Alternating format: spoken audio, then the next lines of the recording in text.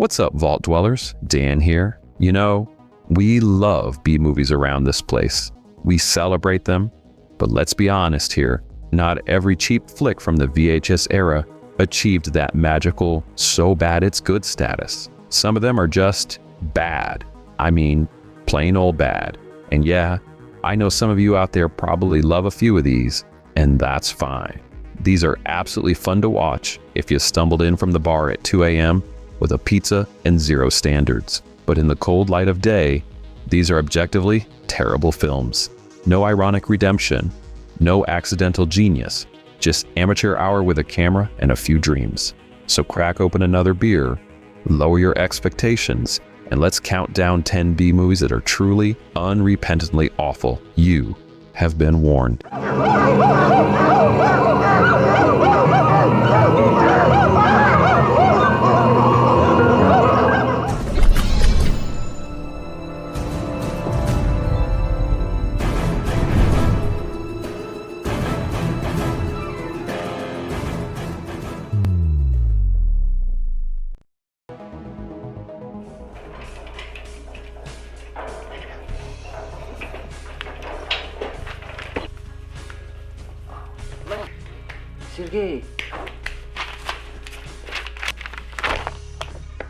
Vitali Versace stars in, directs, writes, and basically is this train wreck about a Russian mafia son who escapes to America.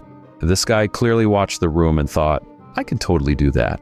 Except Tommy, he had money and charisma. Versace, he's under the impression that filmmaking, it's just a matter of confidence and access to a camcorder. And you have everything a kid can wish for. Maybe you're right. I have everything, except I don't have love, and my father is killing people, and you know that, and you feel so calm. The opening scene is set in Moscow, but it's blatantly an Olive Garden, New Jersey. I mean, you can literally see the breadstick sign. Oh, and there's thought bubbles. You know, comic-style thought bubbles. They pop up to tell us what characters are thinking, because, you know, subtlety is totally for cowards. You guys got $1? Dude, get a job. Я знаю тебя. Ты сын мафиози из Москвы. Ты перепутал меня с кем-то другим. The editing makes zero sense. It's so devoid of tension, pacing, or even logic, you start to wonder if it was made by AI before that was even a thing. It's got the earnestness of The Room without any of the entertainment value. Just confusion, a little bit of boredom, and a very, very long 78-minute runtime. Ivan, what are you doing? Come back! Just want to talk to you.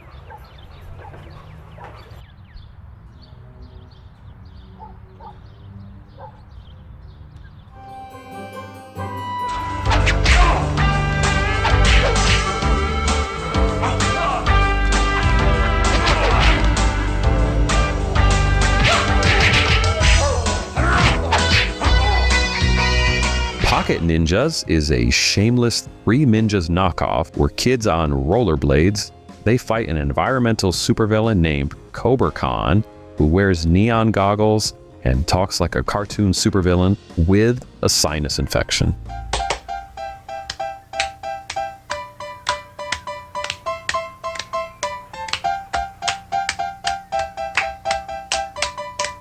Oh, and this movie had 3 directors, none of whom knew what the other was doing, apparently. It's supposed to be a kids' martial arts film, but it really feels more like a dream brought on by expired Lunchables and rollerblade fumes. The opening credit takes like 9 friggin' minutes. 9, really. Then it's just a montage after montage of these kids training to the most annoying synthesizer music ever recorded. At one point, there's a virtual reality battle that looks like a Sega Genesis game that has water damage.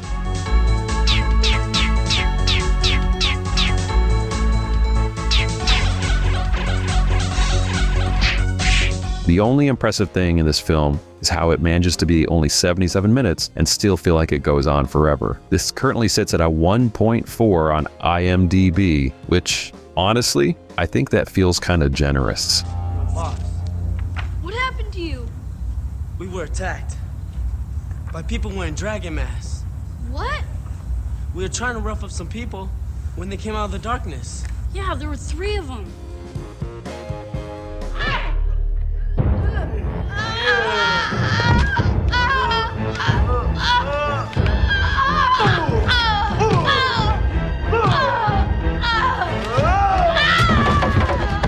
Angel of Destruction stars Maria Ford as an undercover cop in the sleazy Black Belt remake, except this has a lot more gratuitous nudity and much worse acting. Ford is avenging her sister's death while protecting a rock star from a hulking serial killer. This guy is extremely dangerous, and he's smart. Now, we know he was at your show last night. He's probably going to come back, Delilah. I'm going to have to be by your side at all times. Okay. This is a Roger Corman production shot in the Philippines and pretending to be Hawaii. And that sentence alone should prepare you for the amount of sweaty nonsense you're in for should you watch this. But you gotta get through me first. If he's hurt her, I'm gonna kill you. You know, bitch, why don't you shut up? I'm getting tired of your lip. The villain gives one of the most wooden performances ever captured on film. I mean, he barely registers as a threat. He mostly just stands there looking like a Hot Topic manager with a concussion. There is a topless fight scene that's supposed to be empowering, but it really just kind of feels desperate. Ford is actually the only reason that this isn't dead last, but even she can't save this mess from collapsing under its own sleaze. Watch this if you must, but maybe wear some gloves. You already made one mistake tonight, Sonny. Don't make another.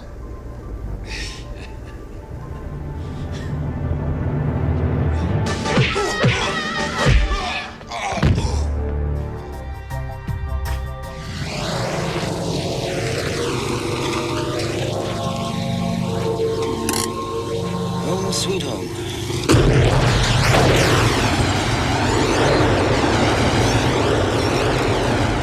Never Say Die. This is a New Zealand action comedy, I guess, that desperately wants to be Romancing the Stone meets Mad Max.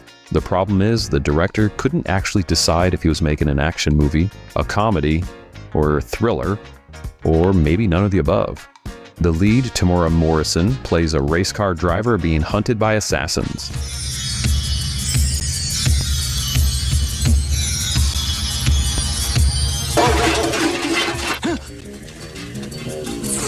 Someone's in the trees. While his girlfriend tries to solve the conspiracy. The problem? No one seems to know what genre they're in, or even why they're even in this movie. The tone is just all over the map. One moment, it's a serious spy thriller. The next, it's a slapstick banter and goofy chase film.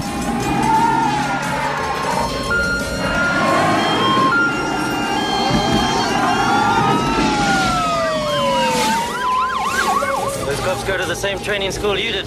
The chemistry between the leads is just totally non-existent, and every romantic scene feels like a forced conversation at a family reunion.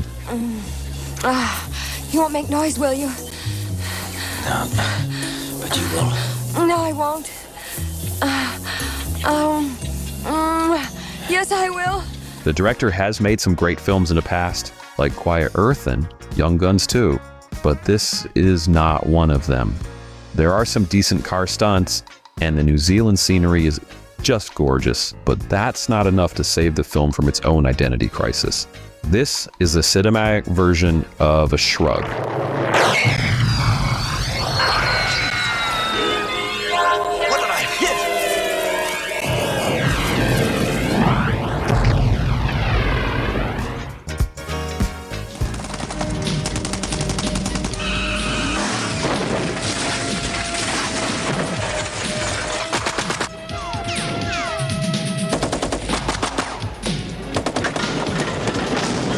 Savage Justice was made for all of those female Rambo fans out there, except try and imagine First Blood if it was shot behind a Filipino strip mall with a cast made entirely of soap opera rejects. This Philippines shot mess about a diplomat's daughter who is seeking revenge after being kidnapped and assaulted by revolutionaries that seem to run entirely on headbands and bad accents. Didn't you know that fear has a smell?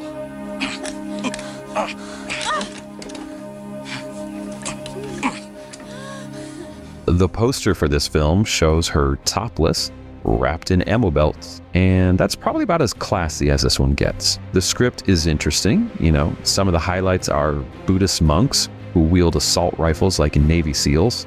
There's a midget warlord who looks like a mini-boss from a 16-bit game, and the vehicles, they do seem like you're straight out of Mad Max.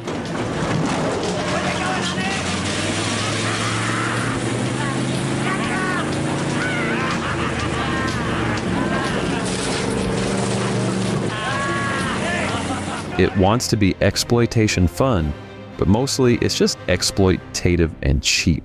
Montgomery gives it her all. I mean, she springs through explosions, fires assault rifles one-handed, and throws herself into scenes with more commitment than the movie even deserves. If by some chance you've ever wondered what Commando would look like made with unpaid actors, well, here's your answer.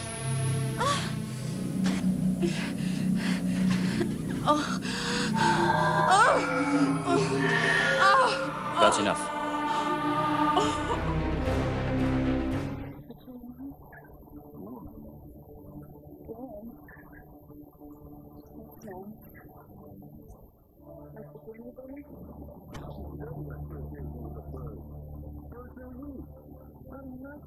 Parole Violators stars Sean Donahue, who plays Miles Long.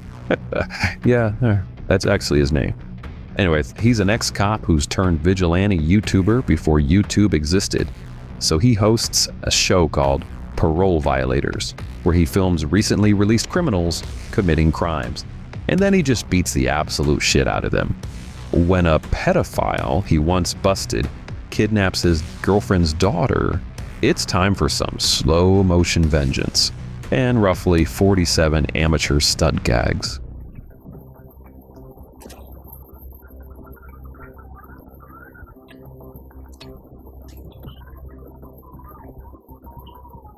The plot to this movie, it's just totally insane. The acting, it's like community theater at best, and the amount of physical punishment Sean takes, it's actually kind of impressive in a stunt reel way.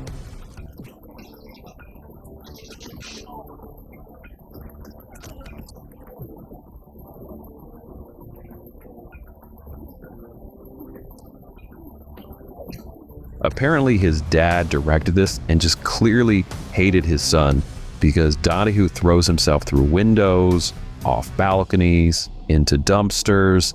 It's like watching a human crash test dummy with a mullet. But, and here's the thing, there are so many ridiculous stunts and earnest insanity that this one crosses over into near entertainment value, just out of sheer stubbornness. It's not so bad it's good, but it's like dangerously close here. Like, should I be enjoying this close? If you're drunk enough, this might actually work.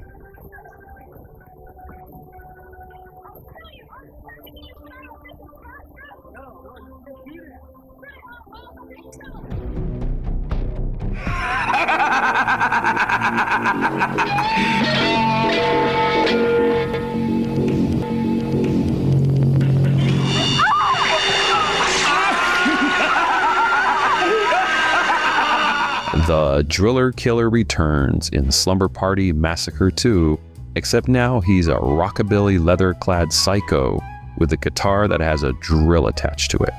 Now imagine he sings and dances and quotes Rolling Stone lyrics while murdering teenagers.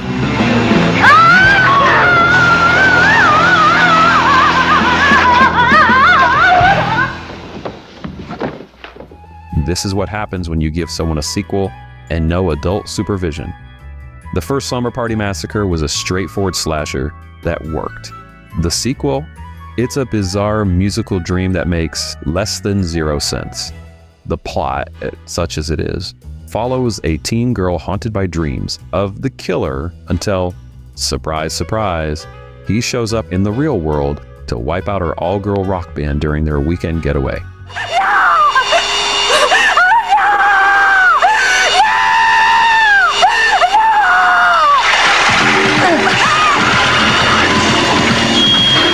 Half the movie, it's just dream sequences, and the other half is montages of the girl's terrible band practicing. The killer, he may not even be real, or it could all just be in the main character's PTSD addled head. The whole thing feels like 3 different movies edited together by someone having a breakdown. Roger Corman produced this for about $500,000, and you can see every corner of that big cut. It's weird enough to have a cult following. Let's not pretend it's actually good.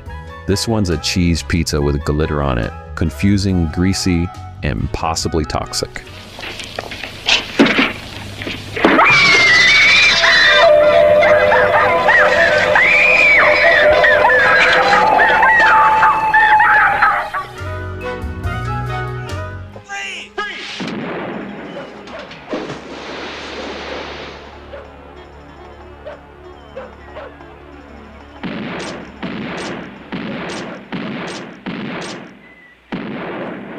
What we have here is a Frank Stallone vehicle where the president's daughter, she gets kidnapped in Beverly Hills by terrorists, and Frank, who plays this ex-Marine, he has to go save her.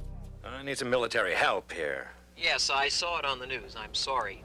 But, Mr. President, I have the man for you. 2 years on covert operations in the Middle East, fighting on our side, of course. It's basically every 80s action cliche, just thrown in a cement mixer, tossed around a bit, and then spilled out on a Blockbuster shelf for a cheap weekend rental. The action, I mean, it's laughable. The stunts look painful, and in a bad way. There's a scene where Frank fights a guy in a helicopter that it just defies all physics and logic. The terrorists, I mean, they're basically cartoon villains. No, my father can't comply with those demands. It's not possible.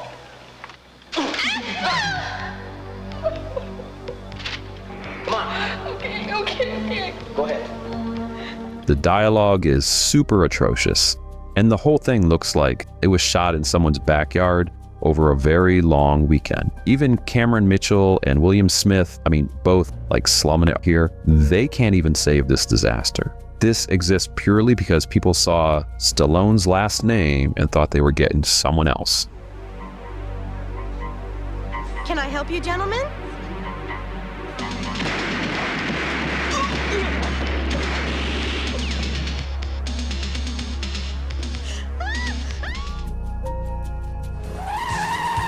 Where's my box of shells? My bullets? Where's my bullets? Don't look at me.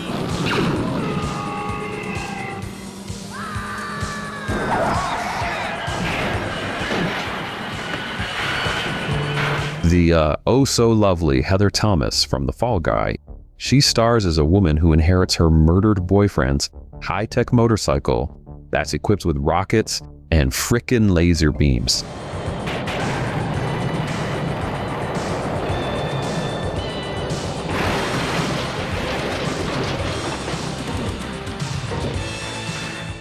And I know that sounds cool, right? But I've got some bad news for you.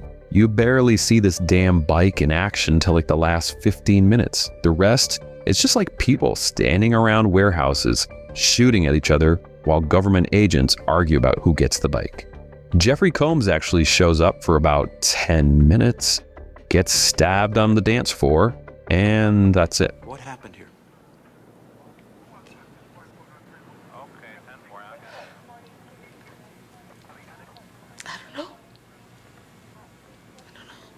Oh, and Martin Landau, he's here too, but it's pretty clear he's just there to pay rent for the month.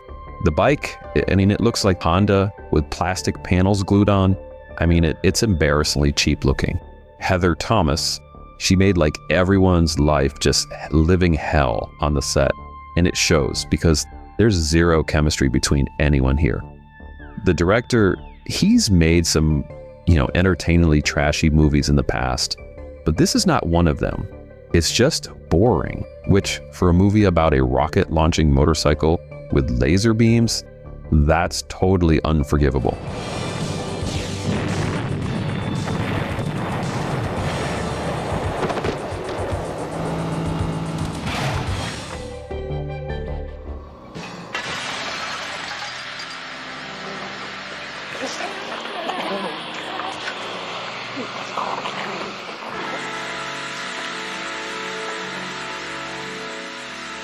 The Order of the Black Eagle brings us a baboon. It's an Indiana Jones ripoff where the hero, he fights neo-Nazis with the help of his monkey sidekick named like Boon Me. And this monkey, baboon or whatever, this monkey drinks beer, drives cars. It's kind of trying to be a James Bond meets Indiana Jones movie, but it achieves neither. Of course, you're Duncan Jacks, secret agent, impersonator. Oh, and you, my dear, are Tiffany Youngblood of Interpol. Imagine that. The action is super clumsy, the comedy falls completely flat, and the whole enterprise is so misconceived, it's actually almost impressive. The baboon or monkey, it's literally the best actor in this thing, which I think tells you everything you need to know. There are tank battles, but they're shot in someone's backyard field.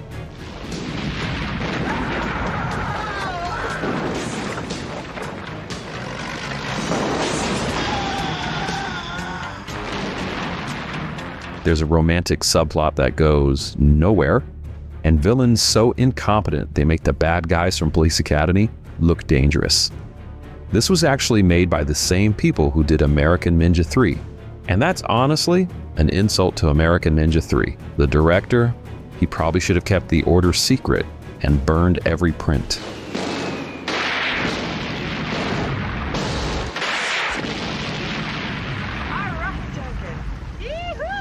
Hey, look, I mean, the beauty of B movies is that they're cheap, they're ambitious, and sometimes they accidentally create magic. But also sometimes they just fail, completely. And these 10 movies, they represent the bottom of the barrel. The ones that don't even achieve the so bad it's good status because they're just bad. But hey, if you want to subject yourself to them at 2 a.m. after a few drinks, you be my guest. I'm not gonna judge you. Just don't say I didn't warn you. If you want more lists like this, you need to tell me that in the comments. Oh, and by the way, keep it weird, folks.